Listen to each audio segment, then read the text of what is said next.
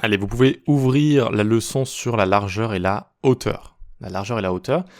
Un concept, quand on est débutant, sur lequel on passe rapidement. En fait, on se dit, bon, c'est pas si important, voilà, ouais, je vais donner ma largeur, ma hauteur avec des pixels, 800 pixels, c'est parti, super. On n'y fait pas trop attention. Mais vous allez voir que ça regorge de petits bugs possibles et de comportements spéciaux. On y va, donc largeur, hauteur, j'ai ouvert tout ça. Info générale. Une compréhension dans le détail des largeurs hauteur ainsi que des propriétés min, max, width, height, etc. est souvent négligée par les débutants, alors que ces comportements regorgent de concepts assez complexes à maîtriser en réalité. Une bonne connaissance de leur fonctionnement vous évitera de nombreuses heures de débogage. Donc on y va ensemble. Déjà, est-ce que vous connaissez la différence entre width auto et width 100% avec les blocs, avec les éléments de type bloc? Un élément en width auto, qui est la valeur par défaut, prend toute la largeur de la boîte de contenu du parent. Ceci reste vrai tant que la somme de la largeur de toutes ces boîtes de son modèle de boîte n'est pas plus grande que la largeur de la boîte de contenu du parent. En gros, s'il n'y a pas plus de padding à gauche et à droite ou de bordure que la taille du parent. Sinon, cet élément va dépasser de son parent. Logique. Quant à elle, la valeur width 100% fait en sorte que seule la boîte de contenu de l'élément bloc en question prenne 100% de la largeur du parent. Seule la boîte va prendre 100%, et si on lui rajoute des marges à gauche ou à droite, ça va dépasser. C'est ça qu'il faut comprendre. Également, si on n'est pas en box sizing border box, même les paddings et les bordures, alors les paddings, tout ce qui est remplissage, tout ce qui est bordure et également tout ce qui est marge va le faire dépasser. Mais bon, on code quasiment tout le temps en box sizing border box, donc bon, ça sert pas à grand chose de parler de ça. On va voir l'exemple ensemble. Exemple très simple, on a nos deux div qu'on a juste là. On a un petit scroll en dessous. À mon avis, c'est une image qu'on va voir ensuite qui est un petit peu grande, donc c'est pas grave. Je dézoome un peu. Et on a notre exemple ici. Donc, width auto, c'est la première, ici, c'est la première de nos barres rouges. Et width 100%, c'est ce qu'on a juste en dessous. Ok? Donc ici, la valeur par défaut, c'est déjà width auto. Ok? Donc si je rajoute ça, on va le rajouter pour la forme, mais c'est déjà le cas. Donc ça prend 100% de la largeur de la boîte de contenu de son parent. Ça, c'est la valeur par défaut. Et maintenant, width 100% ici. Eh ben, ça prend strictement la même chose. Donc, on pourrait se dire, bon, ben, on s'en fiche, il n'y a aucune différence. Eh bien, si, il y a une différence. Regardez, si je mets margin left 250 pixels ici, ça ne va pas dépasser. Ça va réduire la boîte de contenu de cet élément. Ok? Ça va réduire la boîte de contenu de cet élément. Ici, si je fais strictement la même chose, donc Shift, Alt, flèche du bas pour dupliquer, puis j'appuie sur Alt et je descends avec la flèche du bas, eh bien, ça ne va pas réduire la boîte de contenu. La boîte de contenu va toujours prendre 100%. Toujours prendre 100%. Et du coup, ça va rajouter le margin left et ça va faire dépasser notre barre juste ici. Voilà. Donc ça aussi, quand ça arrive et qu'on connaît pas trop ce genre de différence, ça peut être un gros problème. Et on se dit, mais qu'est-ce qui se passe ici? Qu'est-ce qui se passe ici? Voilà, donc c'est la différence entre width 100% et width auto, qui est le comportement par défaut. Donc on peut les mettre en commentaire. Les deux, du coup, vont avoir une width auto juste là. Ok, très bien, très bien. Donc, c'est tout. Hein. Ce sont des choses qu'il faut avoir en tête, qu'il faut comprendre. C'est tout. Ensuite, en dessous, largeur et hauteur en valeur absolue. Alors, qu'est-ce que j'ai écrit ici? Lorsqu'on débute en CSS, il arrive très fréquemment de surutiliser les valeurs absolues exprimées en pixels. Cette pratique peut rendre les interfaces créées peu flexibles et maintenables. Si tout est en pixels, si tout est en dur, entre guillemets, si tout est en absolu, tout fera toujours 700 pixels, 1000 pixels, 500 pixels, etc. Donc, en fonction de votre largeur d'écran, même si vous êtes sur un téléphone, vous allez avoir une image qui fait 1500 pixels. C'est un problème, évidemment. Donc, autant que faire se peut, il faut utiliser des valeurs relatives, mais ce n'est pas forcément mauvais d'utiliser des valeurs en absolu des pixels. C'est très bon dans certains cas de les utiliser. C'est ce que j'écris ici, je pense.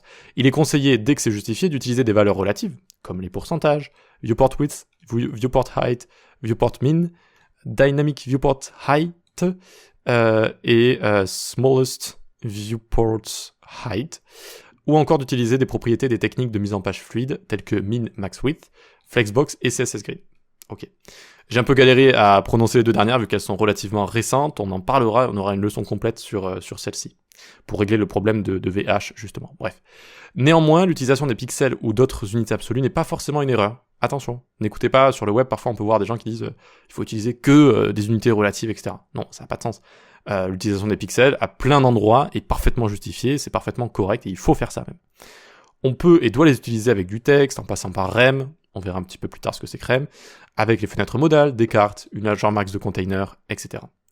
Donc quel est le problème de cette width 700 pixels juste là? On va le rajouter.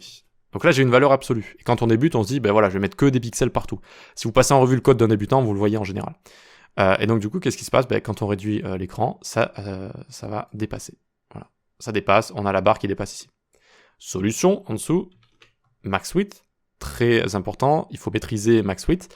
Donc ici, max width fonctionne car c'est un élément bloc qui est auto de base, qui est une width auto, donc qui s'étend sur toute la largeur de la boîte de contenu du parent. Et là, on lui dit, ok, mais au max, tu prendras seulement 600. D'accord, donc c'est ce qui se passe ici. Ça essaye de s'étendre, mais au max, ça prend 600. Et enfin, du coup, vu que c'est un élément qui est display block, ça crée une marge ici qui va pousser les autres à la suite. Cette marge peut être divisée en deux et rajoutée à gauche et à droite. C'est ce qu'on fait ici, margin 0 auto, et ça centre notre élément. Donc on va essayer de lui mettre peut-être une max width de 900 pour voir la différence. Donc maintenant, quand je réduis ma page, ici, si j'arrive en dessous de 900 pixels, c'est le comportement width auto qui est pris en compte, hein, le comportement d'habitude, et donc qui se réduit. Voilà. Comme ça, je l'ai mis en commentaire au-dessus, hein, c'est pour ça que ça ne dépasse plus. Donc on a strictement la même chose là. Voilà. Tout simplement. Ça, c'est quelque chose qu'il faut maîtriser. Hein, le concept de container, alors autant en design qu'en front-end, c'est quelque chose qu'il faut maîtriser. C'est très très pratique, très responsive, très facile à mettre en place. Bref, c'est ce qu'il faut faire. Et puis, en plus, ça crée, comme je vous avais dit précédemment, de l'espace négatif sur les côtés. Espace blanc ou espace négatif. Donc, c'est pour ça, en fait, regardez, c'est ce que j'ai utilisé pour le site. Hein. Typique d'une présentation blog, j'ai centré le contenu. Là, qu'est-ce qu'aurait fait un débutant? Un débutant, il n'aurait pas fait de container. Donc tout ça s'étalerait vraiment de gauche à droite, absolument partout. Alors j'ai quand même mis une largeur assez grande, je pense qu'il y a un container de 1200 pixels, quelque chose comme ça. On aurait pu avoir une largeur plus petite, mais vu qu'on avait des exemples comme ça, je me suis dit que une largeur assez grande était plus justifiée. Voilà. Donc le texte s'étend quand même pas mal, mais il faut essayer de mettre des retours à la ligne, etc. aussi pour casser tout ça. Et puis ça se passe bien. Ok, allez on continue du coup, donc ça c'était pour des valeurs absolues qui sont parfois justifiées, par exemple aussi pour une carte.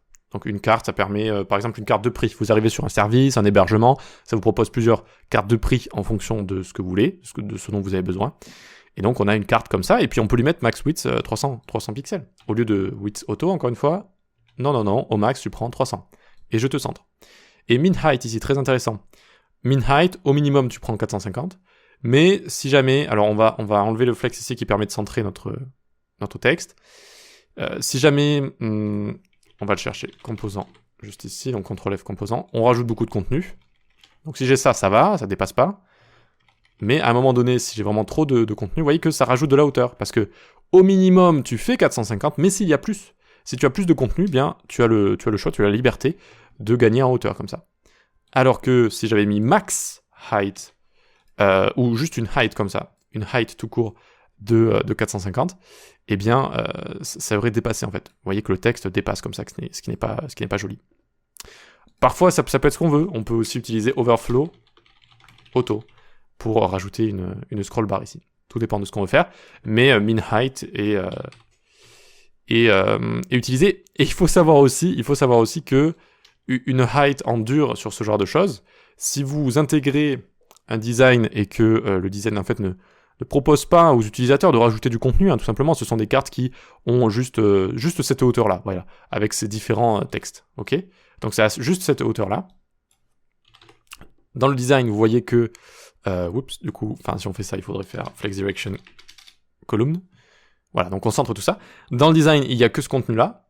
Et bien, dans ce cas-là, mettre une hauteur de 450, comme ça en absolu, parce que la carte dans le design fait 450 de hauteur, c'est bon, ça fonctionne, d'accord? Si cette carte-là a cette taille-là, ça fonctionne. Alors on peut pas avoir tous les cas précis de cartes, parce qu'il y en a certaines qui changent, etc. Enfin, il y a plein de cas disponibles, mais potentiellement, dans certains cas, ça aussi, ça peut être bon. Voilà. Donc il faut juste faire jouer son esprit de résolution de problèmes, il faut essayer de résoudre des problèmes, et de résoudre les problèmes le mieux possible, en fait, de la manière la plus judicieuse possible. Ok. Très bien, on peut passer à la suite. Alors, ça fait combien de temps que je suis en train de tourner? Là, ça fait 10 minutes. Alors, on passe à la suite dans la prochaine vidéo. À tout de suite.